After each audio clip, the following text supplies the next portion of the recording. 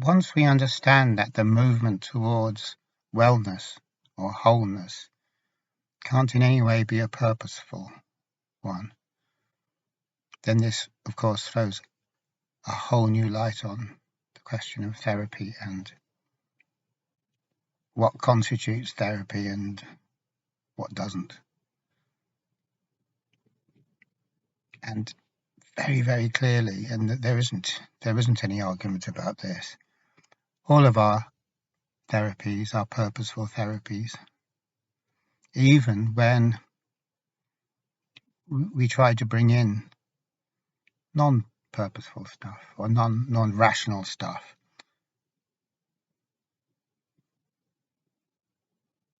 And an example of that might be compassion-focused therapy.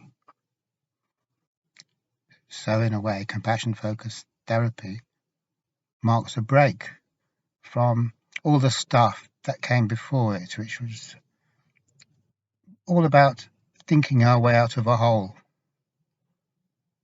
So we think our way into the hole and then somehow we think our way out of it again. And so there's nothing in rational therapies apart from rationality, and rationality is supposed to work for us. So comparatively recently, there's been a movement away from that. So we have compassion-focused therapy, and compassion isn't anything to do with thinking. We don't think ourselves compassionate. Compassion isn't a thought, and the operation of compassion is in no way a thought moderated process. In other words, it can't be managed. Whenever we talk about managed, we have to remember that there is a manager whenever there's managing going on, and the manager is thought. It's the same with regulation. We love talking about emotional regulation. So whenever we talk about regulation, there is always a regulator, and a regulator is always thought.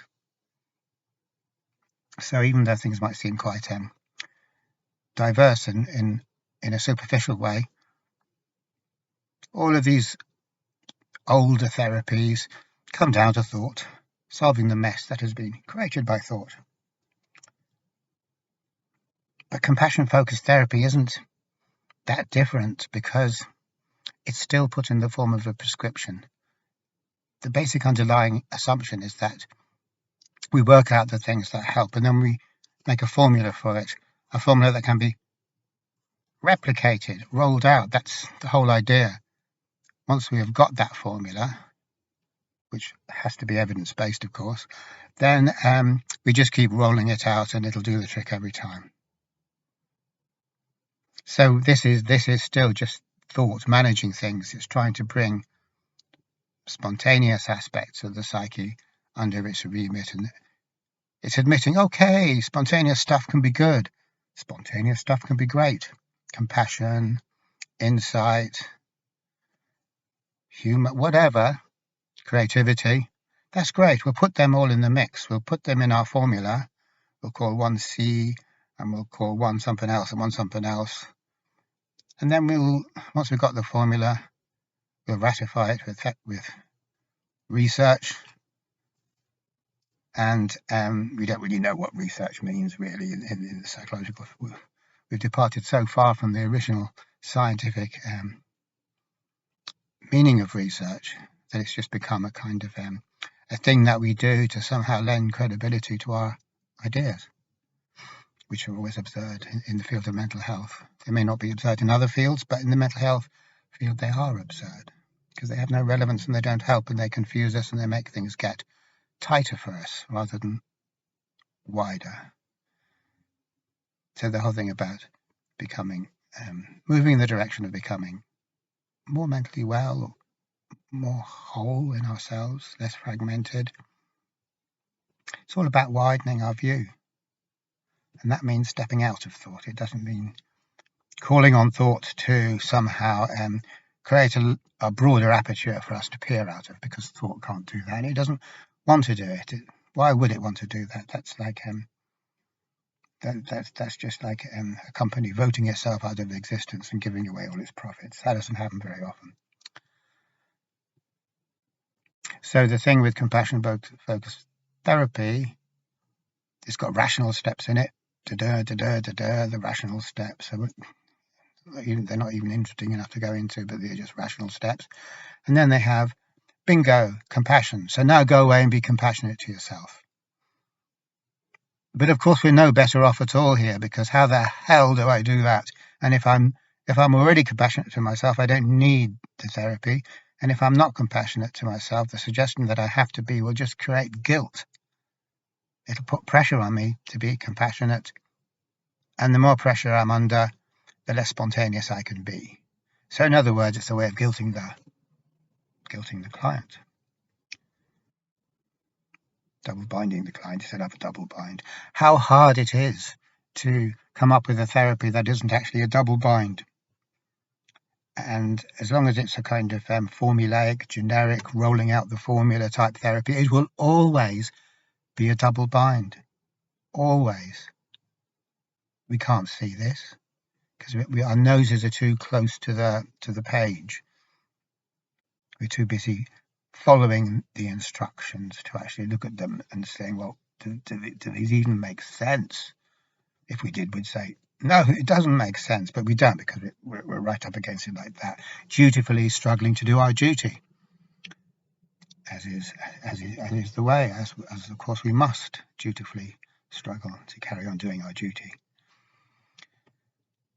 We don't want to rebel from the framework, in other words, because to rebel from the framework is a bad mark against us. It doesn't paint us in a good light, it paints us in a bad light.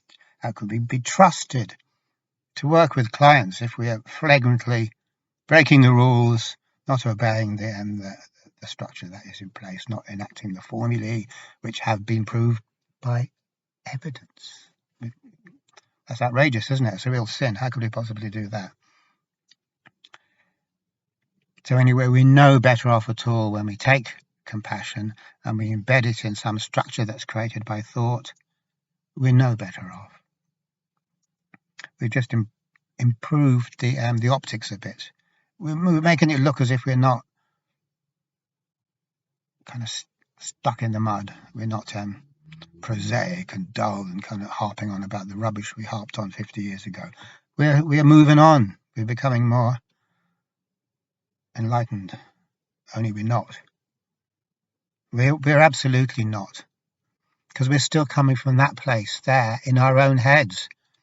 You know, when we're thinking of these things, we're coming from that place in our heads, because the whole world of academia is coming from the place there in our heads. We're thinking about our thinking, we're thinking about thoughts. As Helen Watts says, we're like a puppy chasing its tail around. And that's fine if you're a puppy, but it's not so fine in the field of mental health, because we shouldn't really be doing this kind of nonsense. We shouldn't be coming from there. We should be more experiential. And experiential is no longer such a thing as it. There was a time when experiential psychotherapy was a thing. And maybe it still is a thing, but it's completely ignored by the mainstream. Damn the mainstream. They always ignore everything good, don't they? And they have to, because they're generic. An individual, a once-off interaction between client and therapist that is helpful is no good to the mainstream, because it needs to be reproduced. What good is a once-off? And yet, once-off, unique interactions, unique occurrences, fortuitous conjunctions that just happen and that are outside of our control, that's no good at all for an industry that's based on getting a product and whacking that product out onto the shelves. It takes it from the realm of technology to the realm of art. What we're talking about here is an art, and that's a different type of thing altogether. We can't work it if it's an art.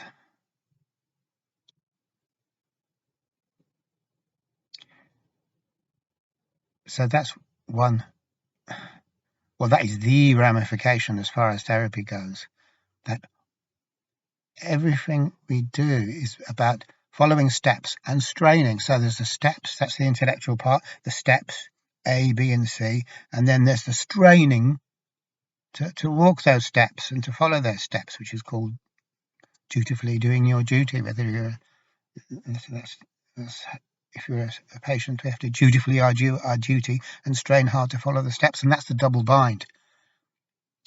The steps are just thoughts, and that thoughts can never lead us beyond thoughts, and straining to follow the steps or enact the steps is pressure, and pressure only equals two things. It could equal a feeling of triumph if we succeed. Yes, we feel great if we succeed, but because this can't ever succeed because of the nature of what we're trying to do, it engenders guilt, low self-esteem, self-recrimination, all sorts of stuff like that. That's why it's a double bind. The more pressure I'm on to do a spontaneous thing, the less likely. In fact, it's not likely. It's like trying to be creative on purpose and straining the hell out of yourself with the veins coming out in your neck and the face going purple, straining to lay that creative egg, and it's just not going to happen. As we all know that doesn't work. It don't work for therapy either. Straining is not the answer. So straining comes out of the realm of thought, the realm of purposefulness, straining towards the goal. That's all straining. And then there's the good and the bad. Hey, I'm a winner. Oh no, I'm a loser. Winner, loser, winner, loser. All this nonsensical shite that we never tire of coming out of in the West. Because we were trying to do everything within the remit of our own thinking. We never leave our own thinking. If we did, we'd discover we'd be in a place like Rumi's Field.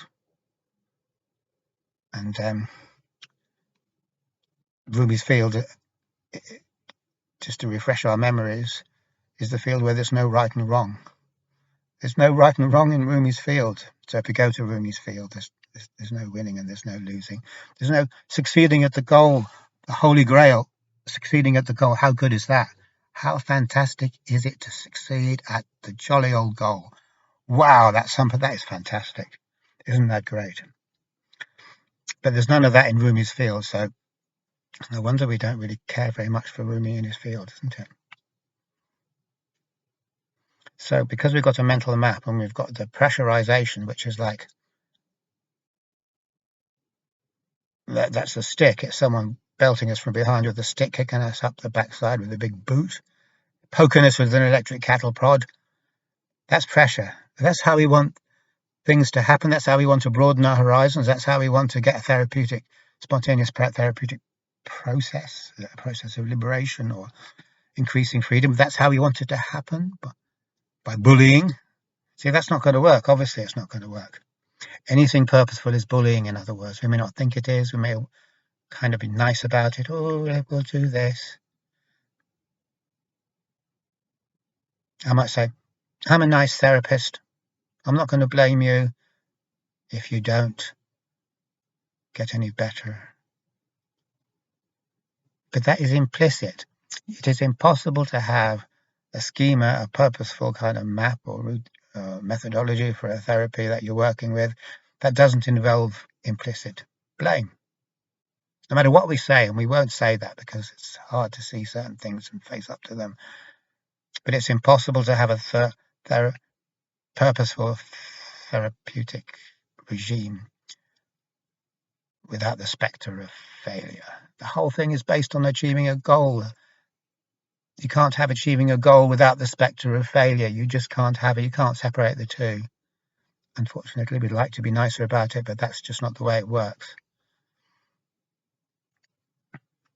So having this whole idea, unconscious idea, that it's possible to purposefully move in the direction of becoming more mentally well, jinxes everything so much. It jinxes every little tiny thing about it. There's nothing that remains unjinxed.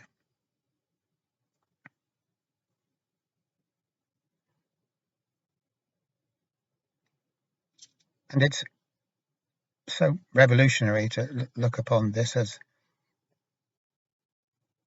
the province of life itself, province of spontaneous processes, that we broaden our horizons, that we get to look out at the world through a wider aperture than the aperture that's provided for us by thought. That in no way is this our business to make that happen, to pull open that aperture, to force it open, to get some kind of device and crank it open. We can't do that. So to see this, it changes everything so much. It puts the emphasis on something else. Instead of carrot and stick tactics and some dumb formula or dumb rational picture of what's going on, all rational pictures are dumb when it comes to the psyche. Rationality can map some things very well indeed, but like a circuit boards are pretty logical. The rational mind is logic, and so the rational mind can map out the workings of a circuit board pretty damn well. But the psyche is not a circuit board. It's not made out of mechanical cause and effect type processes. It's completely beyond our understanding, and that isn't a mystical, spooky thing to say. Like at this point in science, we understand that all processes are incomprehensible when we look at the bigger picture. We understand that. It's not like we're saying, oh, well, God made it happen, which is a cop-out. It's just saying there is no possibility, which we can clearly show, there is no possibility to map out in a linear way things that are not linear, things that are simultaneous rather than occurring on a cause and effect linear chain.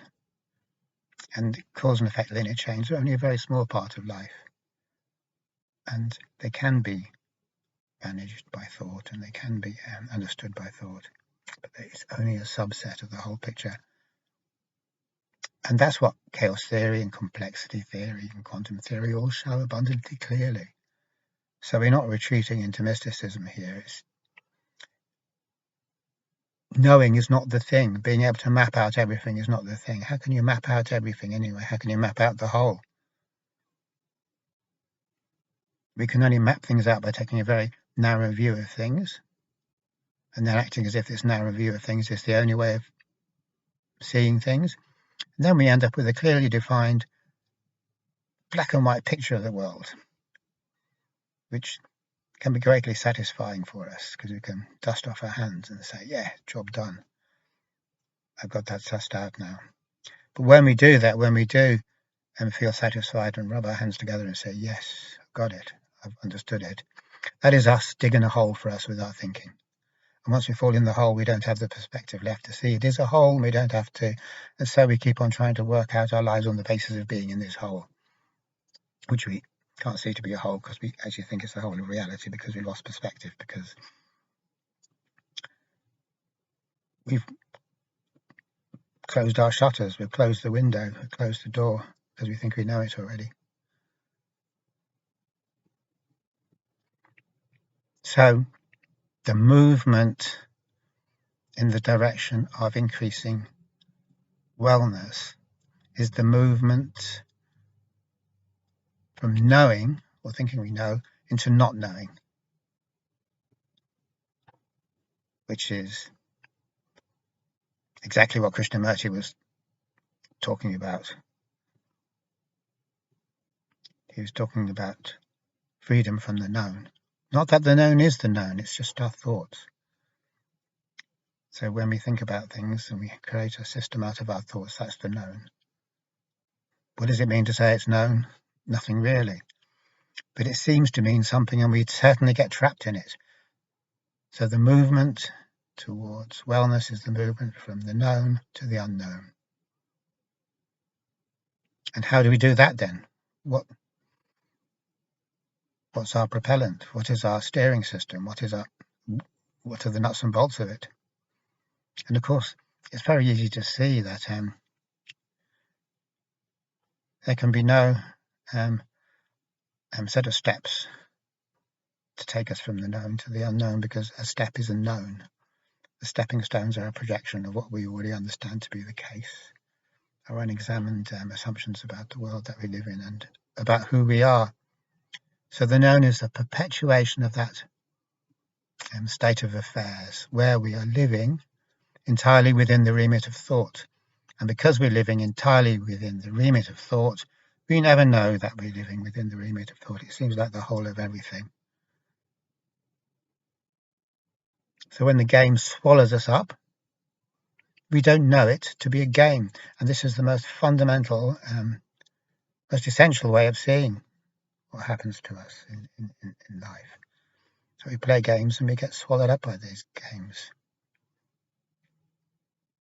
And so then we become like little clockwork toys going around and around and around and around, because the game doesn't go anywhere and it can't release us. It can only have nominal releases, and the nominal release within a game is what we call success or achievement or winning. But that's only a nominal release, because winning at a game does not connect us to reality. It just enmeshes us in the game all the more.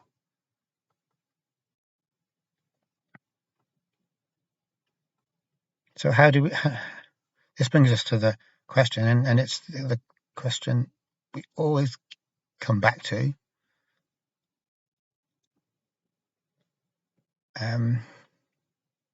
How do we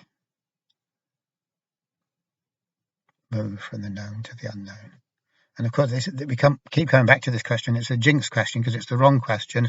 And as soon as we ask it, we're back wrong footing ourselves again. But kind of, we know what we mean. I know what we mean. I know what I mean when I say that.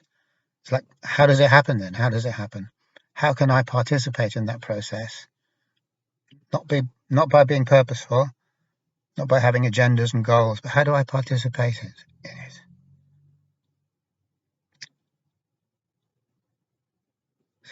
And if there is such a thing as therapy, if we want to say there's such a thing as therapy, and there are quite good grounds for saying that there isn't such a thing, because as soon as we say it, we've created an artificiality, an artificial situation where somehow we're pulling strings and manipulating.